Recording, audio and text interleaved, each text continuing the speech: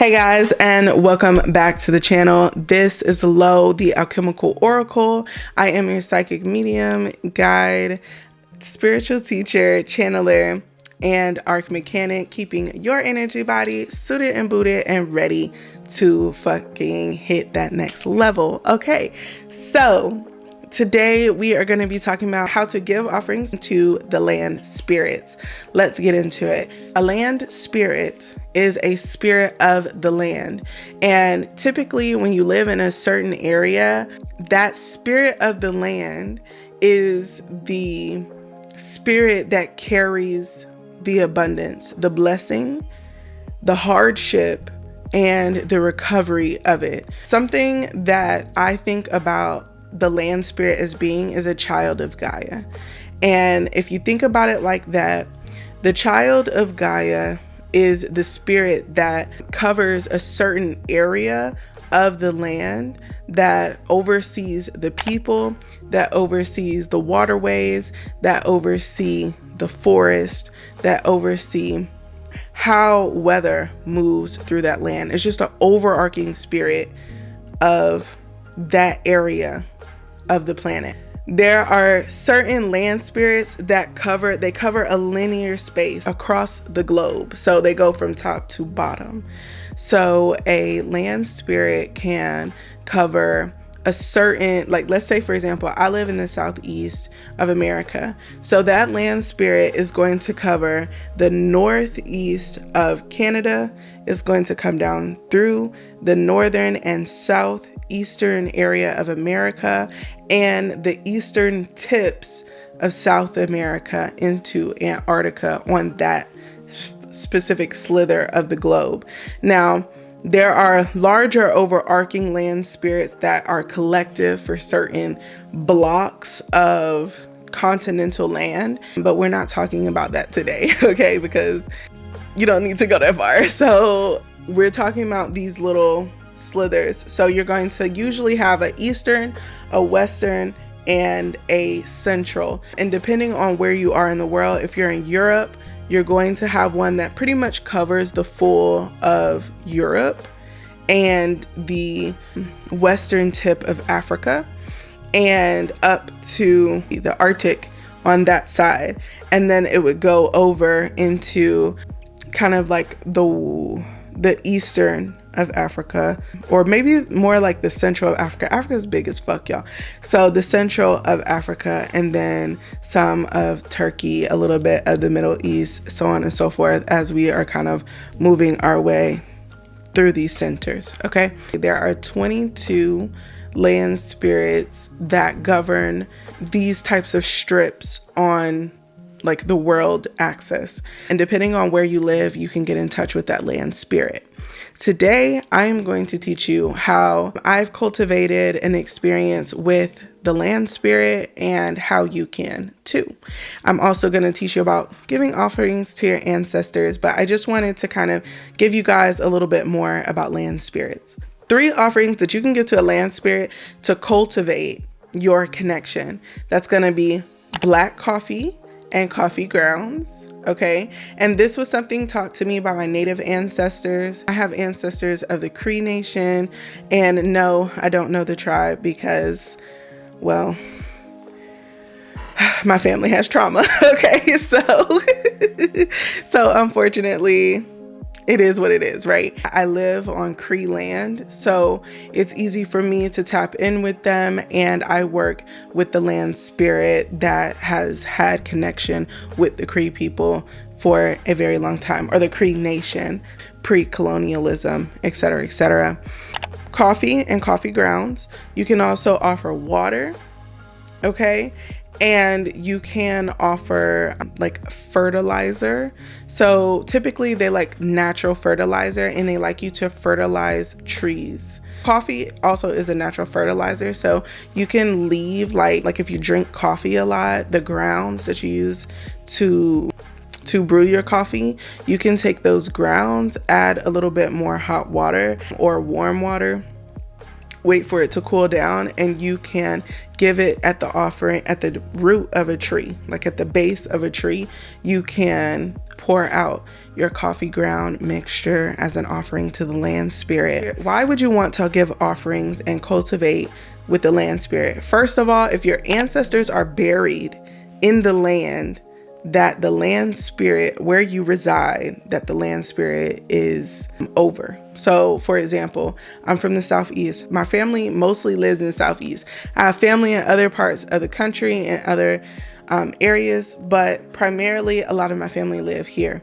So when I am working with that spirit, I am also cultivating this spirit who has cultivated the land with those ancestors. Okay, so I'm able to get a better connection with my ancestors and make that connection stronger, especially if your people are people of the land, if they were farmers, if you have history of having slaves, people who were slaves in your family, or if you have, unfortunately, that's not what I meant to say, but if you have history of people being and having to work the land in your family, it's good to create a connection with the land spirit because you already are biased in favor to that spirit.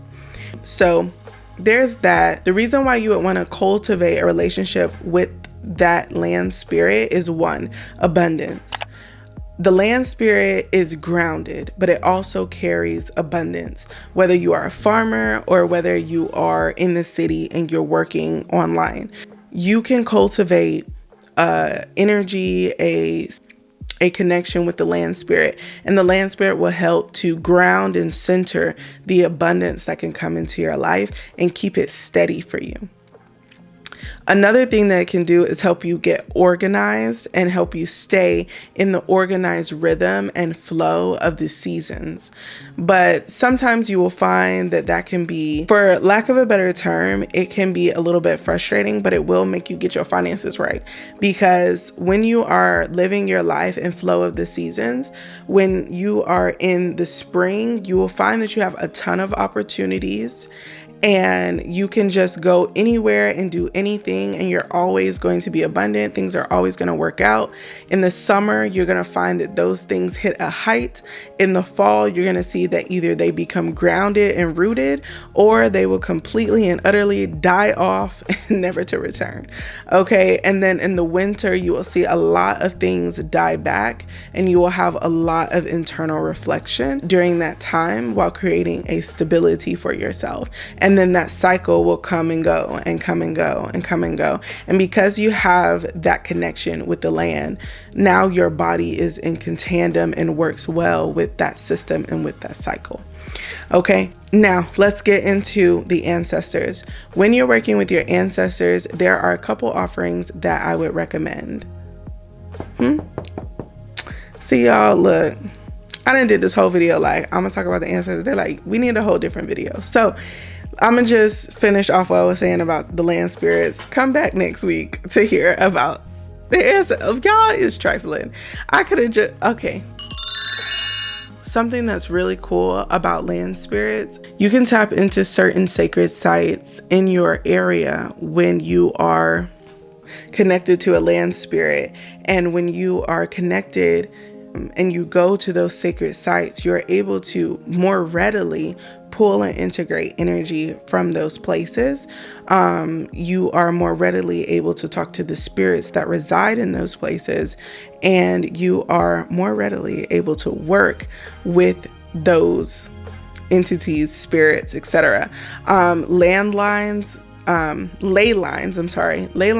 are very potent sacred areas that you can pull energy from, siphon energy from, and it's best to appease the land spirit before extracting, especially creating a consistent extractment or extracting line from a ley line. And that is just pleasantries, okay? And it would be good to do so. Don't want to piss off a land spirit. That nigga will fuck your shit up, okay?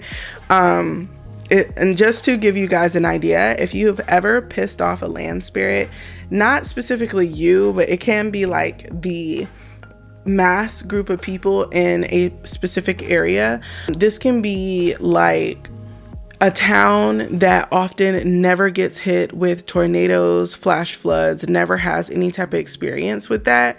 Even if a tornado comes through, there's minimal damage. People don't have issues. If there's flooding, most people's houses aren't an issue. Maybe it's just a couple down trees or creeks that overflow.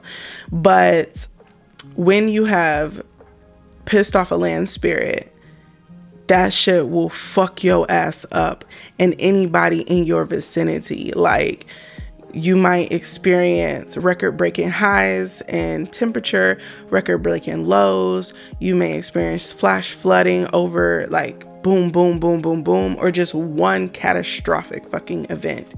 And you might find that a lot of people are assed out, but like you specifically got the brunt of it. And that's not always a spiritual thing. Sometimes that's just causation. That's just natural. Sometimes you are a byproduct of said thing happening to you because somebody else pissed off a land spirit. But you will know if you pissed off a land spirit. It's hard for you to get back into a land spirit's good graces. Okay. Don't fuck with these niggas, okay? But that's pretty much what you can expect working with the land spirit. They are sweet beings. They have a lot to give. They don't often work with humans. So when a human is willing to sit and listen and receive information and guidance, they will tell you about whatever. And I mean, like, there has been times where my land spirit has come to me and has told me about the future of our country, about how things will work out in elections, about making certain types of investments or moving in certain types of ways in order to be missed with certain things that are going to come up either in the media, people getting canceled, the way the energy of the country itself is going to be going. And then that allows me to maneuver my family, my finances, and everything else in a different way in order to not be hindered by certain issues or certain things. I was also gonna say, when working with the land spirit, it also opens you up to being more readily available to speak to the plants in your area. So if you guys haven't already seen my video on how to plant sit, definitely check that out. If I remember, I'll tag it up here. If I don't, you're gonna have to find it, but I'm sorry. But when you're able to plant sit, you can sit down next to a tree or honestly any plant. You can call forth the spirit of a particular herb if you're working with dry herbs or fresh herbs, and you can speak to it and ask it what it can be used for. What are some things that you can, what are some ways that you can prepare it, a bunch of stuff like that. And I go more in depth in a different video on how to do that, but spirits of the land are a lot more willing to speak to you, a lot more willing to interact with you, and a lot more willing to give you grace even when you fuck up, even when you're just human. Some plants have a disdain for humans because of the pain that they've suffered because of human urban development and industrialism. And they have, especially trees can be really loving, really wise, and also very unforgiving when it comes to being in an area of deforestation. They have experienced a lot of pain and they've seen friends and family get absolutely obliterated by deforestation, by urban development and stuff like that. And a lot of these trees are very old and very wise.